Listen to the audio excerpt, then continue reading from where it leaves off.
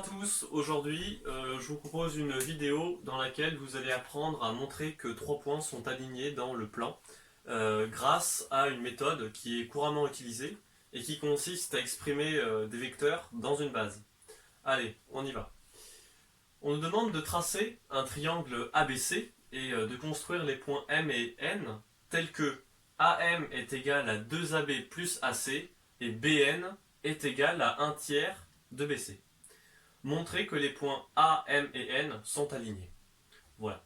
Donc on peut tout d'abord représenter cette figure qui est ce fameux triangle ABC et nous allons construire les points M et N suivant les données. Donc pourquoi pas un triangle comme ceci, quelconque, hein. Je l'ai dessiné comme ça mais ça aurait très bien pu être une autre forme avec voilà, cette notation ABC. Bon. On va construire les points M et N. AM est égal à 2AB plus AC. Donc je pars du point A et je vais construire le vecteur AM. Alors, étant donné que je n'ai pas de règle, ça va être un peu brouillon, mais bon, tout élève, hein, je rappelle que tout élève qui construit des points ou des vecteurs doit se munir d'une règle. Bon, malheureusement, j'en ai pas.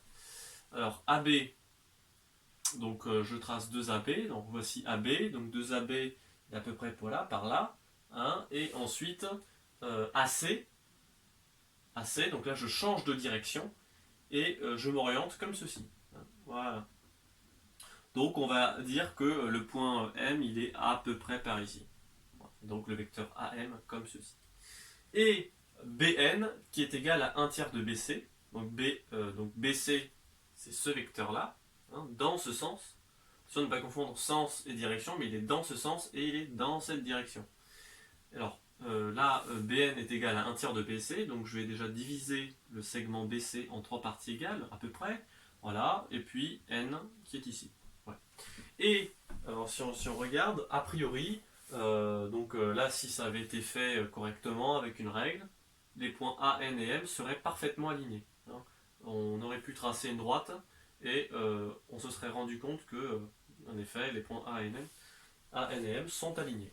Donc là, si on regarde un peu, bah oui, hein, c'est à peu près ça. M, N et A, oui, à peu près alignés. Bon. Alors, donc maintenant, on doit montrer justement qu'ils sont alignés. Alors, comment est-ce qu'on va faire? Déjà, cette vidéo, elle fait écho à une précédente vidéo que j'avais postée il y a quelques mois sur la notion d'alignement de points et où j'explique comment on procède. Là, je vais juste rappeler quelques notions. Tout simplement, déjà pour montrer que des points sont alignés, il faut montrer que certains vecteurs sont colinéaires. Donc nous allons soit prendre les vecteurs AN et NM, ou bien les vecteurs AN et AM. Là, je vais choisir de prendre les vecteurs AN et AM. Donc, je vais essayer de montrer que ces deux vecteurs sont colinéaires. J'aurais très bien pu prendre AN et NM, ça n'a aucune importance, on aurait trouvé le même résultat à la fin. Ce qui compte, c'est que... C'est bien un problème. Ce qui compte, c'est que ces deux vecteurs comportent une lettre commune dans la notation de ces deux vecteurs. Donc ici, c'est le point A qui est la lettre commune. Et si j'avais pris AN et NM, ça aurait été le point N. Pas d'importance. Ensuite, comme je vous ai dit,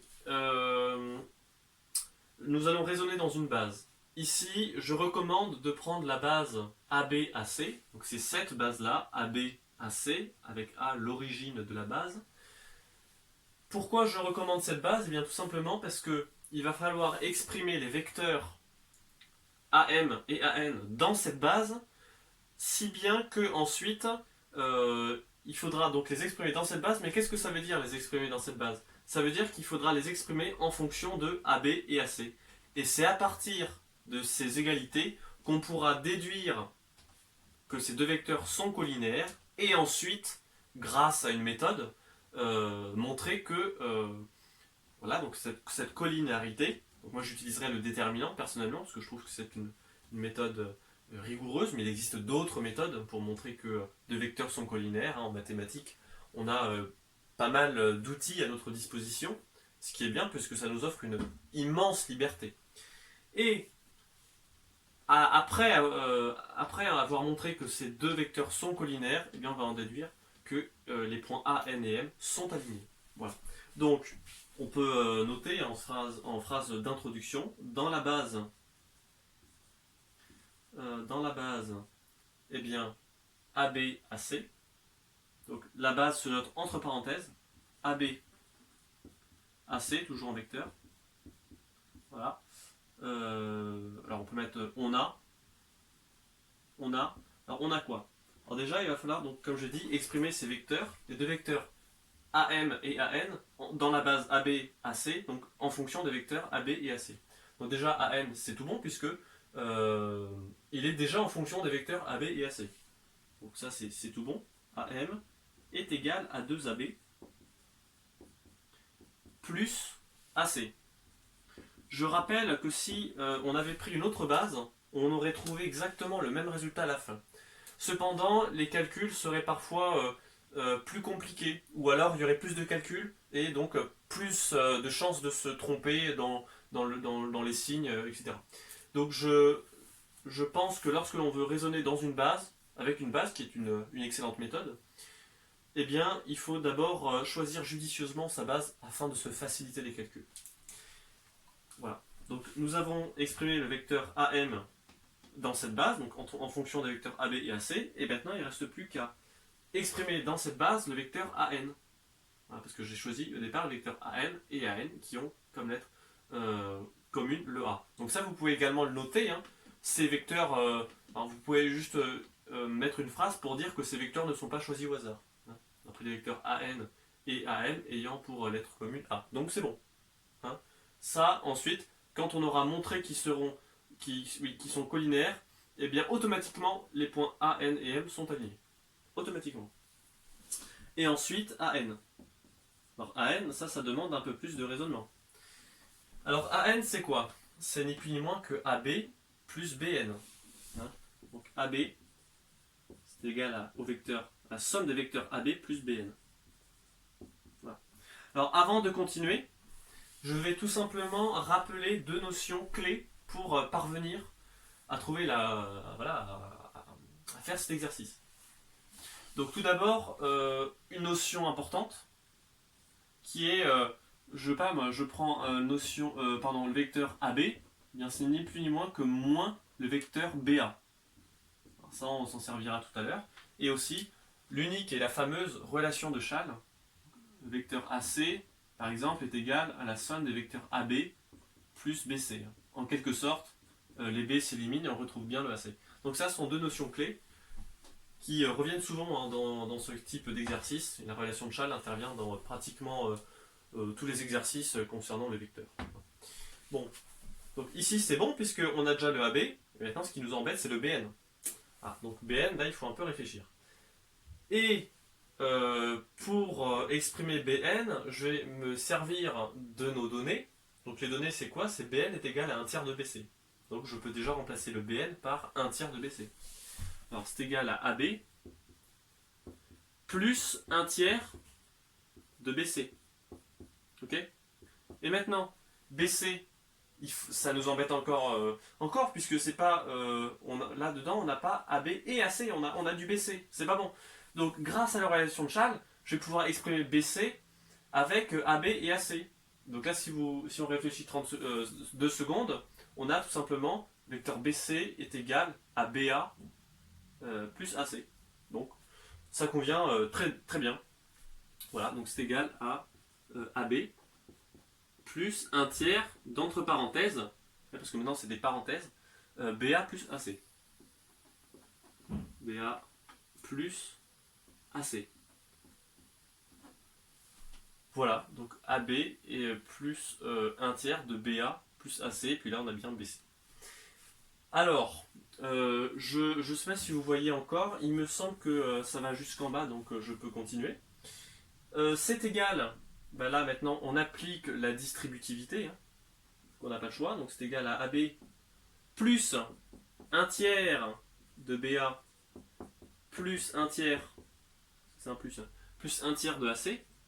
Ouais, là c'est naturel. Hein. Et puis ça y est, maintenant on a AB, on a BA, et ensuite on a AC. Alors maintenant, il faut tout simplement simplifier cette écriture avec AB Et maintenant, vous vous rappelez de cette notion-là. Le vecteur AB est égal à moins le vecteur BA. Donc, un tiers de BA, c'est égal à moins un tiers de AB. Ensuite, on pourra simplifier les deux termes. Donc, c'est égal à AB moins un tiers de AB. Voilà. Et plus un tiers de AC, ça ne change pas du tout. Voilà. Plus un tiers de AC. Alors, ça, c'est égal à quoi? Ben, AB, c'est ni plus ni moins que 3 tiers de AB, moins 1 tiers de AB, c'est égal à 2 tiers de AB, plus 1. Voilà. Ensuite, on rajoute plus 1 tiers de AC. 2 tiers de AB, plus 1 tiers de AC. Ok? Ben, ça y est, là. On a nos deux vecteurs exprimés dans cette base. Maintenant, reste plus qu'à montrer que ces deux vecteurs sont collinéaires. Alors pour ce faire, je vais devoir effacer malheureusement cette figure hein, qui nous a juste aidé pour le départ. Maintenant, ça y est, on a raisonné dans la base. Donc, on peut énoncer la propriété qui dit que deux vecteurs u et v, parce que on va pas généraliser, hein, deux vecteurs u et v sont collinéaires si et seulement si leur déterminant est nul. Donc si et seulement si det de uv est égal à 0. Alors on y va. Alors, je pense que ça, je peux également l'effacer, hein, puisque notion clé qui apparaît dans votre cours, donc il n'y a pas de souci. Okay. Alors, je remonte, hein, donc l'ordre c'est comme ça, hein, hop, et après on remonte. Alors, on y va. Deux vecteurs u et v, hein, la rédaction très importante. Deux vecteurs u et v sont collinaires, c'est-à-dire qu'ils ont la même direction, okay, sont collinaires.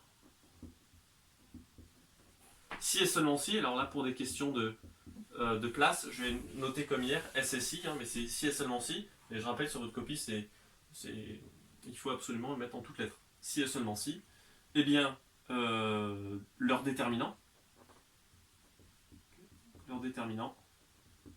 est nul. Déterminant est nul. Alors, virgule, voilà, donc si det, donc là c'est la notation officielle mathématique, si det de u, point virgule v est égal à 0. Ok. Alors maintenant nous allons tester si le déterminant de am et de an est nul. C'est ça qu'il faut voir. Donc s'il est nul, ça veut dire que ces deux vecteurs sont bien collinéaires et a fortiori, hein, puisqu'ils ne sont pas choisis à hasard, comme je vous ai dit, alors les points a, m et n sont alignés. Donc c'est comme ça que nous allons terminer. Donc, alors on peut dire, hein, voyons ou calculons le déterminant de AM et AN. Bon, je vais directement passer comme ça, hein, donc det de AM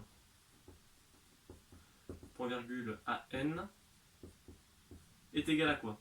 Alors ça, voilà, ça fait intervenir une autre notation que j'avais déjà fait apparaître dans la précédente vidéo sur les vecteurs.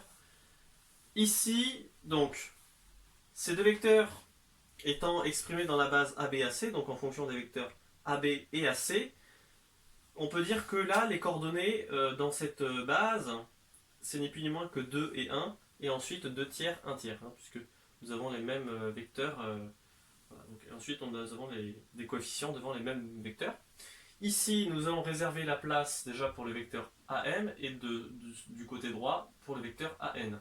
Et en haut, on va mettre les coefficients appartenant au vecteur AB et ensuite en bas les coefficients appartenant au vecteur AC. Donc on y va. AM, je regarde la ligne. Ah oui, AB c'est 2. Bon. Et ensuite AC, bah, c'est pas 0 mais c'est 1. Attention, erreur à ne pas faire.